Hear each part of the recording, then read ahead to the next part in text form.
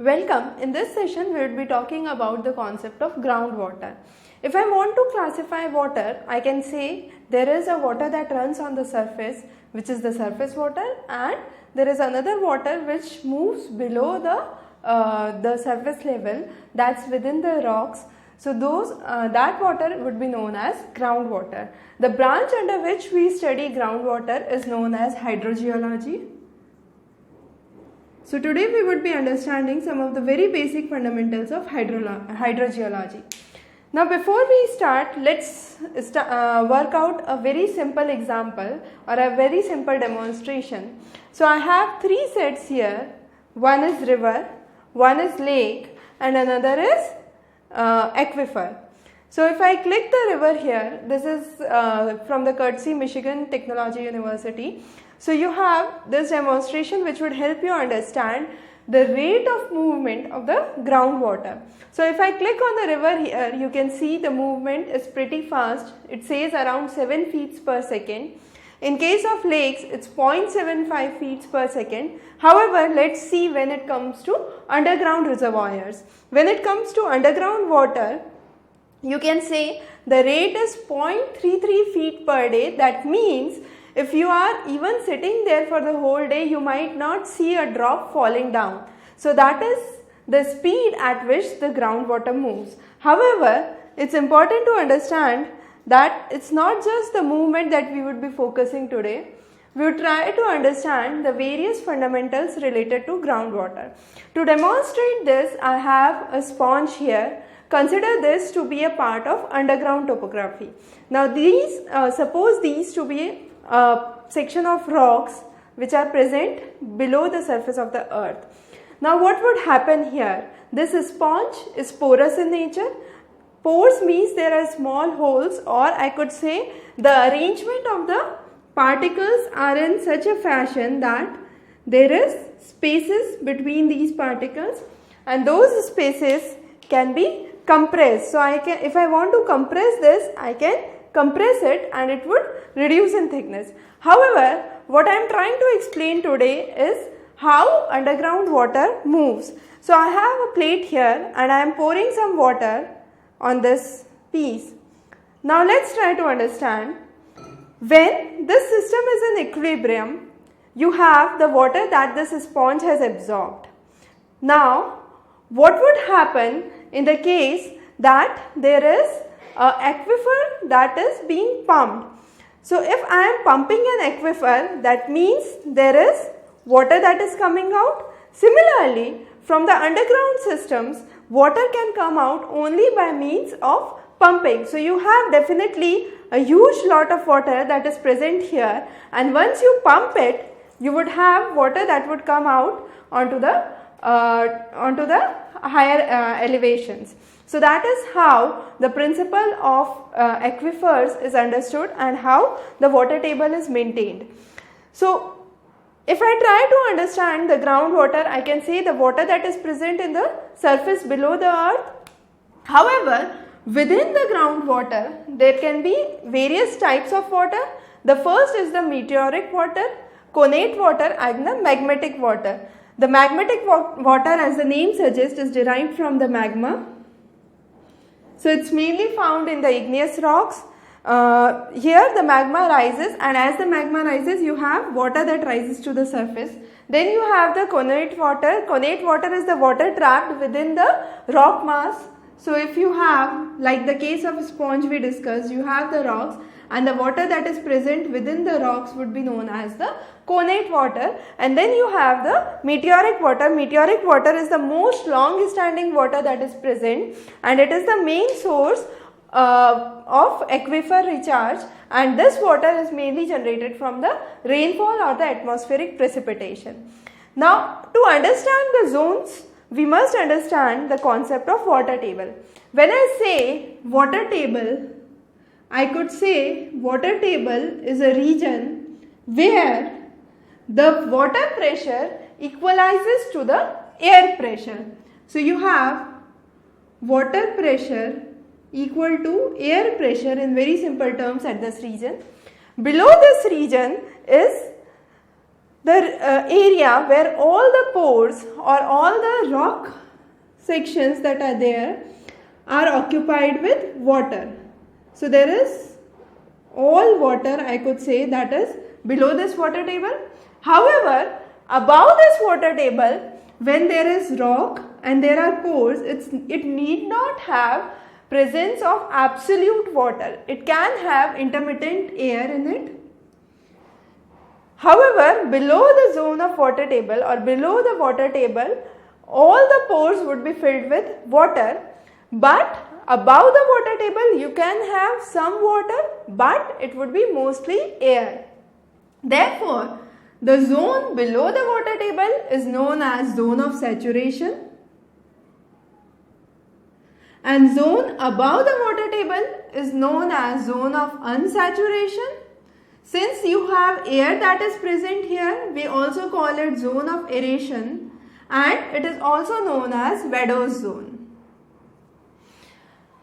Between the zone of unsaturation and the zone of saturation, sometimes there is an intermittent saturation zone that is present, and this intermittent saturation zone, I can say, is not 100% saturated with water. It is intermittent in nature.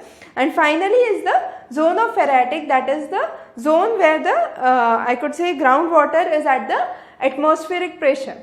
So these are the 4 zones that we try to understand. Now in this diagram you can see the water table here. Above the water table you have saturated water, and below that you have the above the water table you have unsaturated water, and below that you have the aquifer. However, this water table keeps on changing. In the winter months the water table is at a higher elevation. However, during summer months water gets pulled out, it gets dried, and the water table moves down. So you can see the changes in the water table. So this upper line shows the winter water table, the water table line during the winters, and this shows the water table during the summers. So in summers generally the water table or the level of water drops down. Now in this diagram you can understand how infiltration takes place, and once the infiltration is taking place, the region above the water table, which is zone of aeration, you have the infiltration and the capillary action that is predominant. However, towards the zone of saturation, it's mainly the water is stored as soil moisture. Now there are few terminologies that we must understand to comprehend this topic in more detail. The 3 terminologies that we would be focusing today is aquifer, aquiclude and aquitard. Now we must first understand the difference between the 3 terms. So the first is aquifer, the second is aquitard, and the third is aquiclude. Let's first start with aquifer. Aquifer is a region, or I could say it's a body of large permeable material that has enough water it can hold, and it lies mainly in the saturated region. This aquifer can further be classified as confined aquifers and unconfined aquifers. Confined aquifers are those which are confined between 2 impermeable rocks. Now when I say permeable and impermeable, permeable means through which water can pass, or which has kind of permeability. We will be talking about permeability further in this class. So you have confined aquifers which lie between 2 impermeable layers. So those 2 impermeable layers do not allow flow of liquid from those sections. So these confined aquifers are confined within 2 impermeable layers. However, unconfined aquifer is usually exposed to the surface. So one part of the unconfined aquifer would definitely be exposed to the surface. So you have unconfined and confined aquifers. Now next is aquitard. Aquitard, I could say in simple terms, it's opposite to what is aquifer. In aquifer you have the water that is available. The water in the aquifer region would have good porosity and permeability in those regions because the water is flowing in that region. However, Aquitard can be made up of any substance. Say for example, I could say clay is one of a very good examples of Aquitard. Now what would happen? This clay has ample porosity. Porosity means it has ample pores within it, so it can hold water, but this layer of clay won't allow movement of water from one region to another. So aquitards in simple terms act as a barrier between two aquifers. They do not allow movement of water from one aquifer to another aquifer. However, note that they can hold water by themselves. It's not that they cannot hold water. They can hold water, but they won't allow movement of water. So aquitard is the region which won't allow movement of water. Now what is aquiclude? Aquiclude is an impermeable rock that acts as barrier, and it's usually found at the lowermost layer, and it's not necessary that aquiclude separates two aquifers. However, aquitard in general separates or distinguishes two distinct aquifer regions. So those are the three terms that are commonly discussed when we talk about more about hydrogeology, when we'll be discussing the more detailed concepts on hydrogeology. We'll understand that these three terms are the commonly discussed terms, and therefore it's very important to clarify the doubts within these terms and the concept of porosity and permeability. So this was what is the basis of groundwater. Now we already talked about the water table. However, when we talk about water table, there are three things that we need to discuss. First is the perched water table. The second is the springs, and third is the wells. So when there is underground water, I can say there are three ways in which you can extract that water.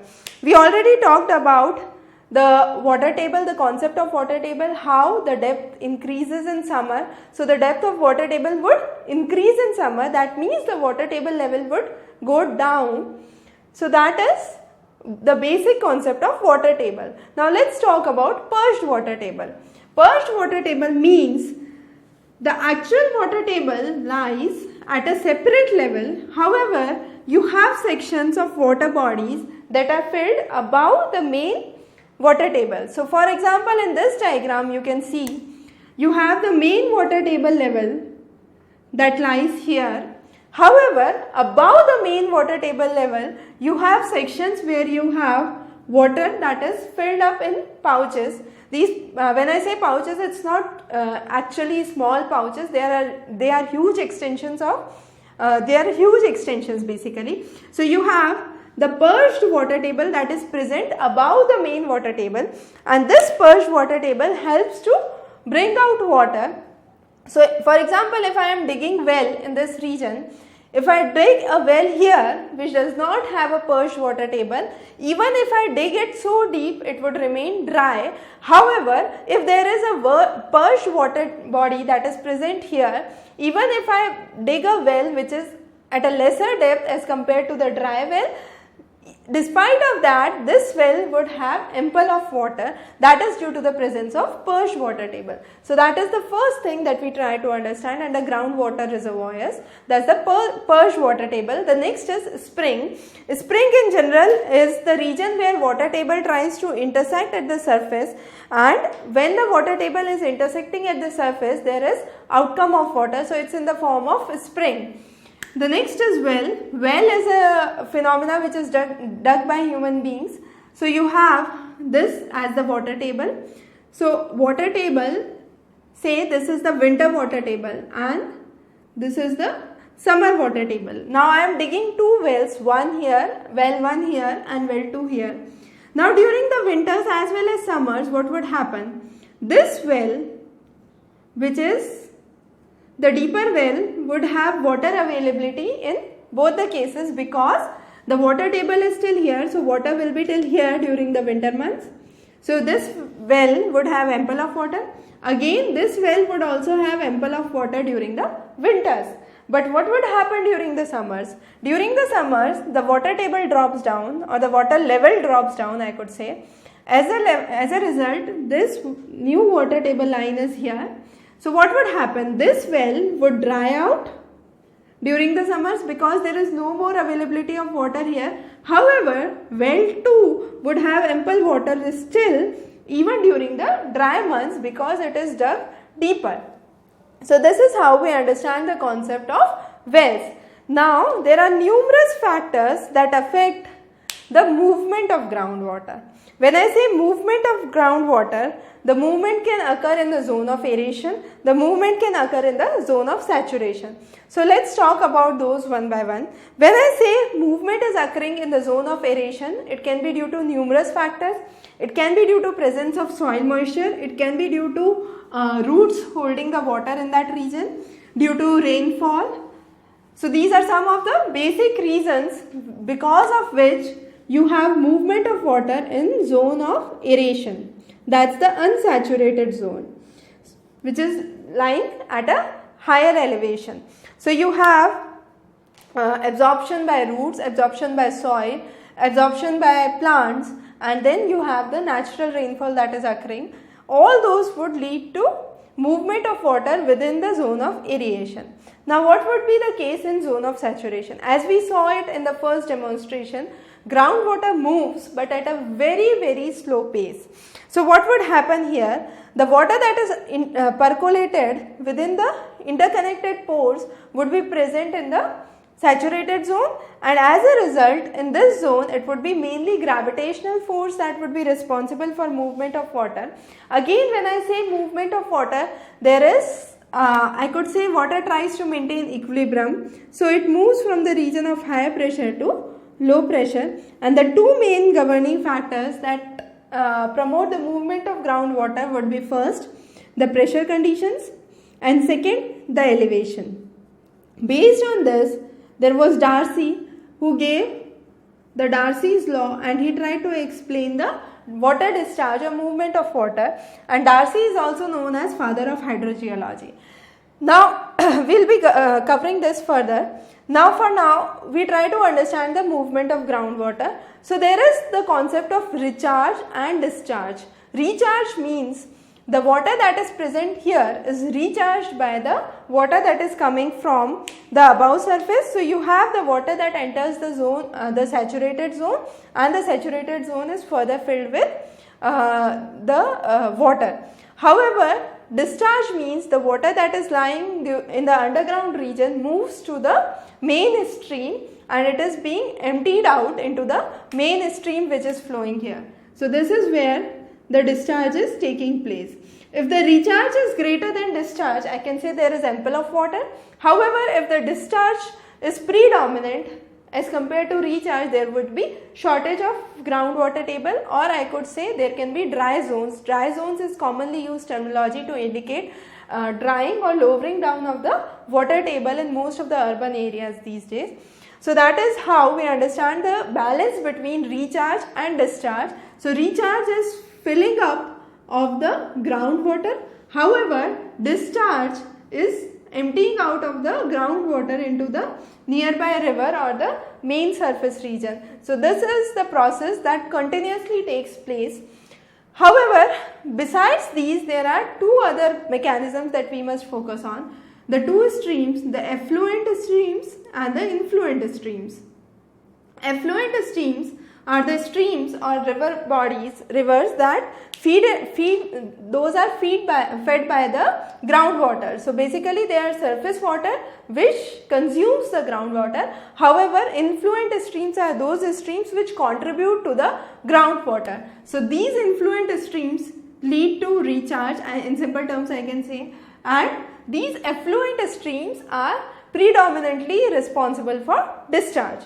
So this is how we understand the movement. Now when we talk about factors that affect groundwater, there can be three basic factors that we can understand for now.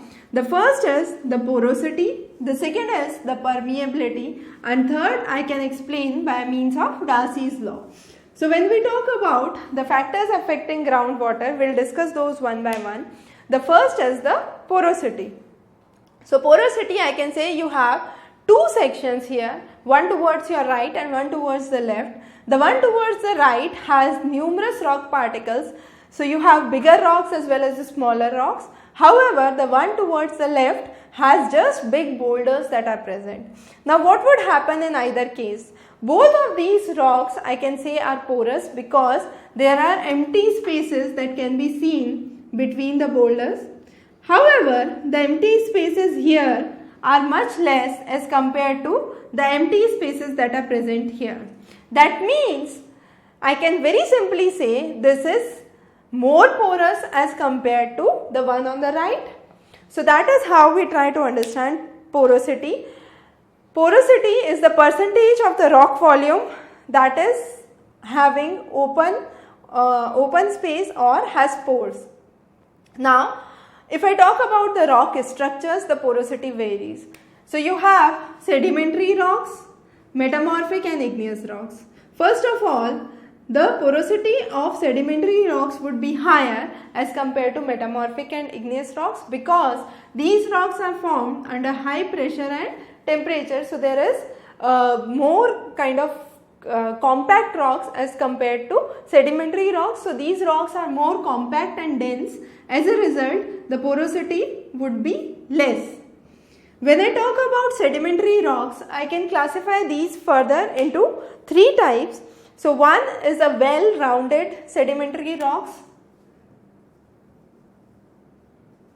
A well-rounded sedimentary rocks would have lots and lots of pores which are present within it. The second would be a poorly sorted rock. This poorly sorted sedimentary rock would have lesser amount of pores as compared to a well-rounded, because one which is nicely rounded would be at the kind of equidistant position. So you have ample amount of pores that are present. However, one which is poorly sorted would have comparatively lesser pores than the well sorted. And finally you have a kind of highly cemented rock which is present nicely in a compact form, and that would be least porous. So if I say well cemented rock, it would be least porous. So that is what is porosity. Now let's move on to the next concept, that is permeability. Now it's important, the region with high porosity can have high permeability and vice versa might not be true. Let's see how. So let's understand what is permeability. Permeability, as I said, is the flow of liquid. As you can see, the liquid is flowing here. So it's the amount of liquid that can flow through the regions. So you have the two sections of the rocks that are present here. This section allows ample flow of water or liquid. However, this soil section does not allow ample flow of liquid. That means this soil is much more denser as compared to this soil, and the soil which is more denser would be less permeable because it's not allowing a smooth flow of water from within the region. So I can say low porosity means definitely low permeability because there is less pore space, so movement of water would be less. That's for sure. But a region of high porosity might also have a low permeability because there is less interconnected pores. So if I say high porosity, it might lead to high permeability. That's correct. However, if I say low porosity, it might lead to low permeability, but there can be reasons where you have high porosity and it might lead to low permeability. The reason basically is that rocks are not connected properly, and as a result the flow of water is not smooth. So as a result there would be lesser permeability. A good example can be clay. Clay compared to other rocks, I can say, has good porosity, but still since they are compactly packed and there is less interconnections, it would have low permeability. So that is why we understand the concept of permeability. Now the final concept that affects the movement of groundwater is explained by Darcy, and that was known as Darcy's law. He said that movement is governed by two things. One is velocity and another is discharge. Now velocity first of all depends on the type of material. So type of the fluid that is present would govern the velocity. So velocity and discharge was something that Darcy explained, and he said that velocity is firstly governed by the type of material, or it's dependent on the material through which the liquid is flowing, and finally the hydraulic gradient.